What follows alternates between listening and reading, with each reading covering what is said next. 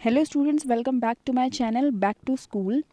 Today we are going to do the Talkative Barber chapter which is of class 5 English book Marigold. Let's begin. Long ago a sultan whose name was Shahryar ruled over a large kingdom. बहुत समय पहले की बात है, एक सुल्तान जिसका नाम शहरयार होता है वो एक बहुत बड़े साम्राज्य में राज्य करता है। किंगडम का मतलब होता है राज्य या फिर साम्राज्य। लार्ज का मतलब बड़ा, रूल का मतलब होता है शासन करना, राज करना। तो शहरयार जो है एक बहुत बड़े साम्राज्य में राज करता है।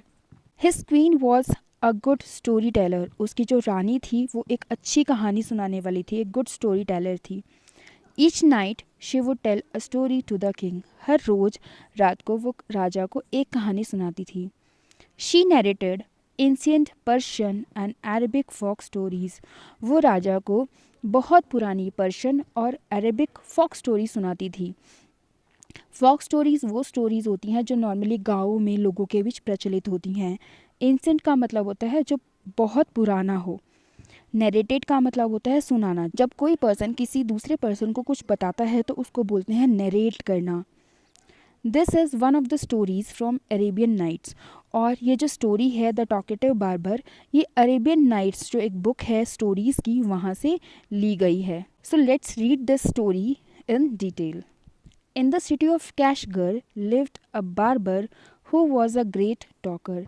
कैशगर नामक शहर में एक नाई रहता था, एक बार्बर रहता था जो कि बहुत बड़ा बातूनी था। टॉकर का मतलब होता है वो पर्सन जो बहुत ज़्यादा बातें करता है, नॉन स्टॉप बातें करता है। Once the sultan called the barber to shave his head. एक बार सुल्तान ने उस नाई को अपना जो सिर है उसको शेव करने के लिए बुलाया था। The barber started talking non stop instead of shaving him. और जब बार्बर आया तो उसने सिर को शेव करने के बजाय बातें करना शुरू कर दिया। इंस्टीड का मतलब होता है कि बजाय, नॉन स्टॉप का मतलब होता है बिना रुके। The sultan got angry. और सुल्तान जो है गुस्सा हो गया, उससे बहुत ज़्यादा क्रोध आ गया। When are you going to stop talking and begin to do your work. तुम कब बात करना बंद करोगे और अपना काम शुरू करोगे। The barber replied you do me an injury by calling me a chatter.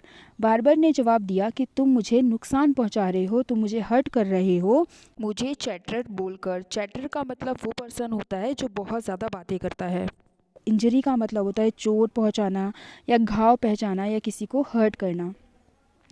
Reply का मतलब होता है जवाब देना। द बार्बर रिप्लाइड मतलब बार्बर ने जवाब दिया। For every one says I am very quite. सभी लोग कहते हैं कि मैं क्या हूँ, बहुत ही क्वाइट हूँ। क्वाइट का मीनिंग क्या होता है, शांत। तो सभी लोग कहते हैं कि मैं बहुत क्वाइट हूँ। I have 6 brothers whom you might call chatters। मेरे 6 भाई हैं जिन्हें आप क्या कह सकते हो, चैटर्स यानी कि बातूनी कह सकते हो। देयर नेम्स आर बैकबोन, उनके नेम्स हैं बैकबोन, बकबैरिया, बैकबैक, अलकूस, अलनाशी एंड सचाबैक।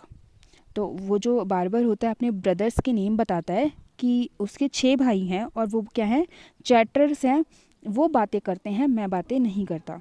और वो अपने ब्रदर्स के बारे में उनकी क्वालिटीज़ बताता है कि किसकी क्या क्वालिटी है या क्या डिसेबिलिटी है। One is hump backed. एक जो भाई है उसका कुबर निकला हुआ है। वन इज़ टूथलेस, एक का दांत नहीं है। वन इज़ हाफ ब्लाइंड, एक जो है आधा जो है अंधा है, मतलब उसको पार्शियली दिखाई देता है। वन इज़ क्वाइट ब्लाइंड, एक जो है पूरी तरीके से अंधा है यानी कि उसको बिल्कुल भी दिखाई नहीं देता। वन इज़ डेफ, एक जो है बहरा है यानी कि उसको सुनाई नहीं देता। And the other has a defect in his speech. और जो दूसरा है, जो छठा भाई है, उसको क्या है, बोलने में दिक्कत है। And they are all great talkers. और वो सारे के सारे जो भाई हैं मेरे, वो बहुत बड़े टॉकर्स हैं, बहुत बड़े बातूनी हैं। But I am youngest of my family and I am very quite sparing with words. वो कहता है कि मैं अपने घर में, अपनी फैमिली में यंगेस्ट हूँ, मतलब सबसे छोटा हूँ, और मैं बहुत शांत रहता हूँ और वर्ड्स को बहुत ही सोच समझ कर इस्तेमाल करता हूँ। यहाँ पिक्चर में देख सकते हैं कि ये जो है सुल्तान है, और यहाँ पे जो बार्बर है वो उसको शेव करने के लिए रेडी है, तैयार है, और वो अपने ब्रदर्स के बारे में, 6 भाइयों के बारे में सुल्तान को बता रहा है। Give him 3 pieces of gold, the sultan cried, losing all his patience. अब सुल्तान चिल्लाया, क्या चिल्लाया कि इसको 3 गोल्ड कॉइन्स दे दो। पेशेंस का मतलब होता है धैर्य, पीसीस का मतलब होता है टुकड़े या फिर कोई पोर्शन, और लूजिंग ऑल पेशेंस का मतलब है अपना धैर्य खोते हुए। मतलब अब सुल्तान जो है थक चुका है, परेशान हो चुका है, तो वो अपने इसको दरबारियों को कहता है कि इसको 3 सोने के सिक्के दे दो, एंड सेंड हिम अवे, और इसको भेज दो। I will not be shaved today, मैं आज जो है अपना शेव नहीं करवाऊँगा। My master cried the barber, और बार्बर चिल्लाया कि मेरे मालिक, मेरे master, it was not I who came to seek you, it was you who ordered me to come. तो बार्बर कहता है कि मेरे मालिक, मेरे राजा जी, मैं आपके पास नहीं आया था, आप मेरे पास आए थे, आपने ऑर्डर किया था मुझे बुलवाने के लिए। So I will not quit your house till I have shaved you, इसलिए मैं आपका घर छोड़कर नहीं जाऊंगा, आपका महल छोड़कर नहीं जाऊंगा जब तक कि मैं आपको शेव नहीं कर लेता। क्विट का मतलब होता है किसी चीज़ को छोड़ना, किसी चीज़ का त्याग कर देना। He then began narrating another story which lasted half an hour, और उसके बाद जो बार्बर है फिर से दूसरी स्टोरी नरेट करना शुरू कर देता है, जो कि हाफ एन आवर यानी कि आधे घंटे चलती है। Stop making your fine speeches and let me go quickly, अपनी जो स्पीचेस हैं, अपना भाषण है वो बंद करो, अपनी बात बंद करो और मुझे जाने दो। I have an affair of greatest importance, राजा कहता है कि मुझे बहुत इम्पोर्टेंट काम है। अफेयर का मतलब कोई भी काम हो सकता है, कोई भी वर्क हो सकता है जो कि राजा के लिए क्या है, इम्पॉर्टेंट है। तो वो कहता है मुझे बहुत इम्पॉर्टेंट काम है। I have to go out at noon, said the sultan, सुल्तान बोलता है कि मुझे दोपहर में बाहर जाना है। When he saw that the Sultan was really angry with him, the barber said, "O master, do not be angry."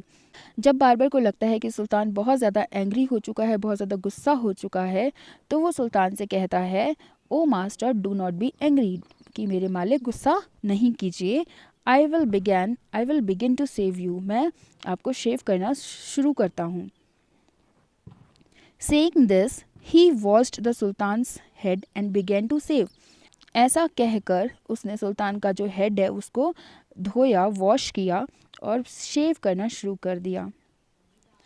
But he had not touched him even 4 times with the razor when he stopped and said, "My master, you are acting hastily in this matter."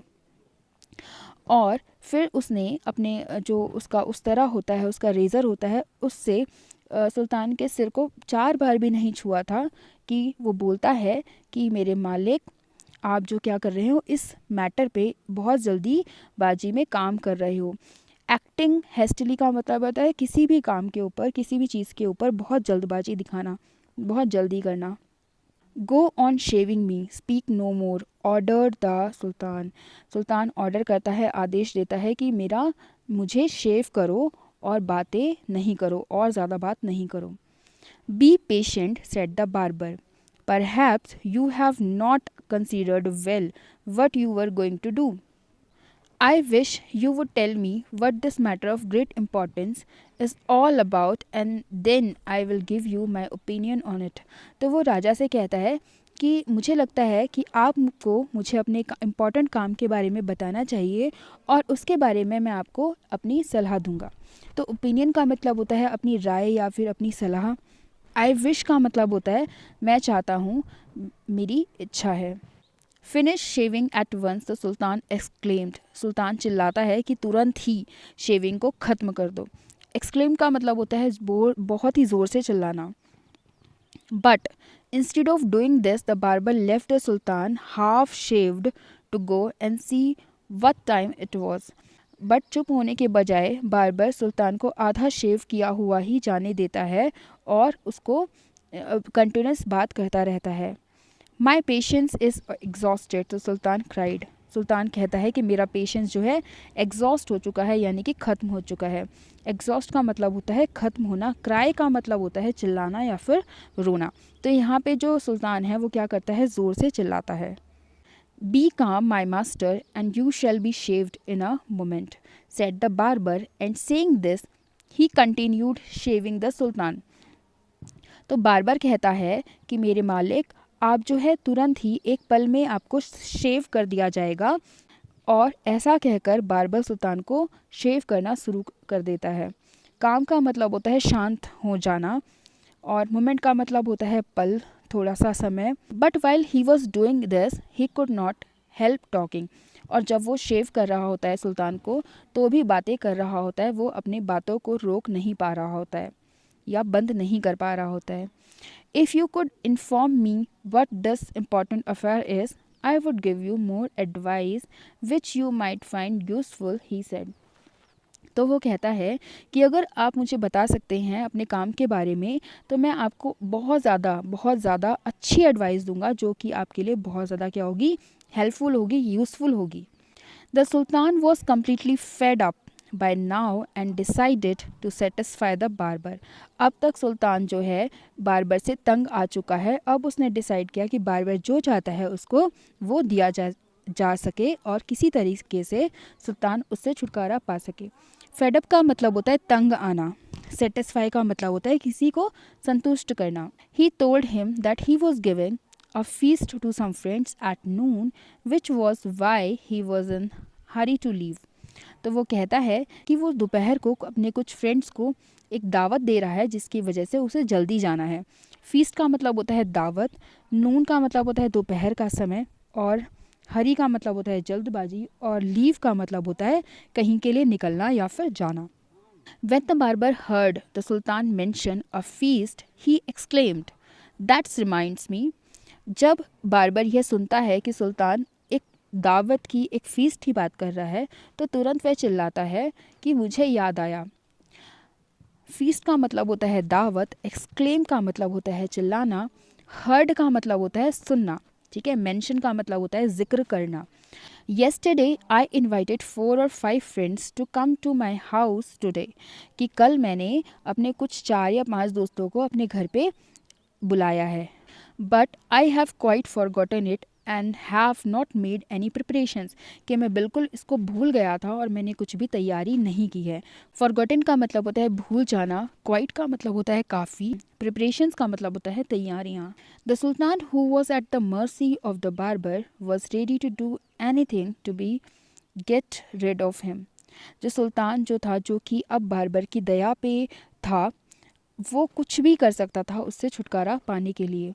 Mercy का मतलब होता है दया, rid of him यानी कि उससे छुटकारा पाना। Rid का मतलब होता है किसी चीज़ से छुटकारा पाना, किसी चीज़ से बच जाना।